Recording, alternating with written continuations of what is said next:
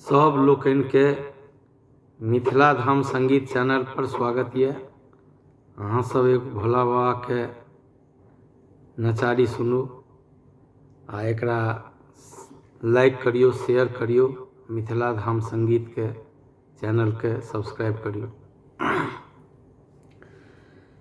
शिव भेलखिन उमा के सजनमा,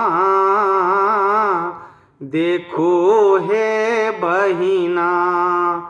शिव भेलखिन उमा के सजनमा,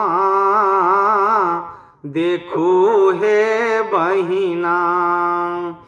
ओ हो देखू हे बहिना, हाँ हाँ देखू हे बहिना। शिव भेलखिन उमा के सजनमा, देखू हे बहिना। नारद दस उपकारी, जो ही लेला भंगिया भिखारी। नारद दस उपकारी, जो ही लेला भंगिया भिखारी। जिनका ने बारी घर आंगन माँ, देखो हे बहिना। शिव भेलखिन उमा के सजनमा, देखो हे बहिना। डाँरों में मूसक डोरी, बगल में भांगक झोरी। डाँरों में मूसक डोरी, बगल में भांगक झोरी। बूढ़ बरद छे न बाहन माँ, देखो हे बहिना। बूढ़ बरद छे न बाहन माँ, देखो हे बहिना। शिव भेलखिन उमा के सजनमा, देखो हे बहिना।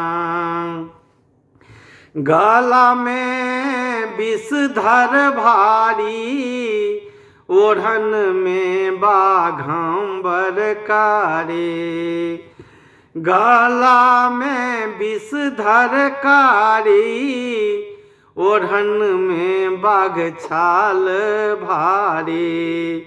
गंगा बहै छन जिनका अंगना, देखो हे बहिना। गंगा बहै छन जिनका अंगना, देखो हे बहिना। शिव भेलखिन उमा के सजनमा, देखो हे बहिना। हाँ हाँ देखो हे बहिना, हाँ हाँ देखो हे बहिना। हो देखो हे बहिना, हो देखो हे बहिना। शिव भेलखिन उमा के सजनमा, देखो हे बहिना।